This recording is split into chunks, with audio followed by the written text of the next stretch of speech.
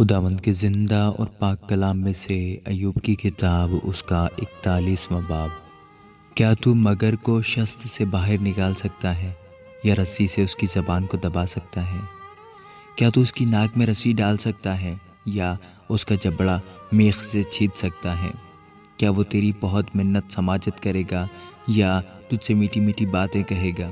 کیا وہ تیرے ساتھ عہد باندھے گا کہ تو اسے ہمیشہ کے لیے نوکر بنا لے؟ کیا تو اس سے ایسے کھلے گا جیسے پرندہ سے، یا کیا تو اسے اپنی لڑکیوں سے باندھ دے گا؟ کیا لوگ اس کی تجارت کریں گے؟ کیا وہ اسے سوداگروں میں تقسیم کریں گے؟ کیا تو اس کی کھال کو بھالوں سے یا اس کے سر کو ماہی گیر کے ترسولوں سے بھر سکتا ہے؟ تو اپنا ہاتھ اس پر دھرے تو لڑائی کو یاد رکھے گا اور پھر ایسا نہ کرے گا۔ دیکھ، اس کے بارے میں امید بے فائدہ ہے۔ کیا کوئی اسے دیکھتے ہی گر نہ پڑے گا؟ کوئی ایسا تنخو نہیں جو اسے چھیڑنے کی جرت کرے۔ پھر وہ کون ہے جو میرے سامنے کھڑا ہو سکے؟ کس نے مجھے پہلے کچھ دیا کہ میں اسے ادا کروں؟ جو کچھ سارے آسمان کے نیچے ہے وہ میرا ہے۔ نہ میں اس کے عزا کے بارے میں خاموش رہوں گا، نہ اس کی بڑی طاقت اور خوبصورت ڈھیل ڈول کے بارے میں۔ اس کے اوپر کا لباس کون اتار سکتا ہے؟ اس کے جبڑوں کے بیچ کون آئے گا؟ اس کے منہ کے کواڑوں کو کون کھول سکتا ہے؟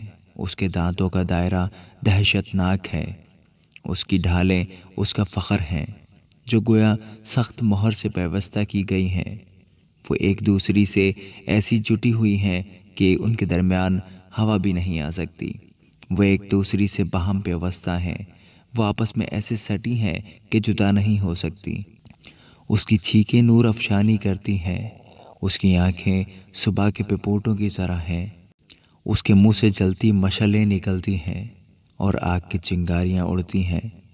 اس کے نتنوں سے دھواں نکلتا ہے گویا کھولتی دیگ اور سلگتے سرکنڈے سے۔ اس کا سانس کوئلوں کو دہکا دیتا ہے اور اس کے منہ سے شعلے نکلتے ہیں۔ طاقت اس کی گردن میں بستی ہے اور دہشت اس کے آگے آگے چلتی ہے۔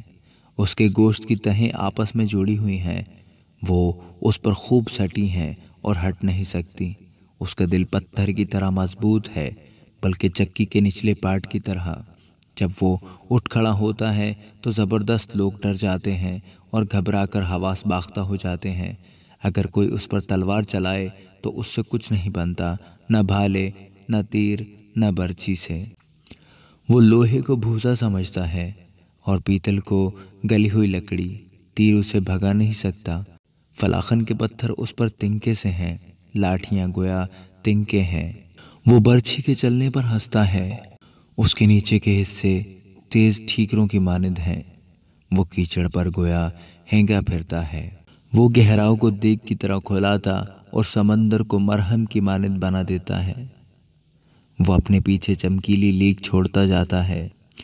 گہراؤں گویا سفید نظر آنے لگتا ہے۔ زمین پر اس کا نظیر نہیں جو ایسا بے خوف پیدا ہوا ہو۔ وہ ہر اونچی چیز کو دیکھتا ہے اور سب مغروروں کا بادشاہ ہے۔ آمین۔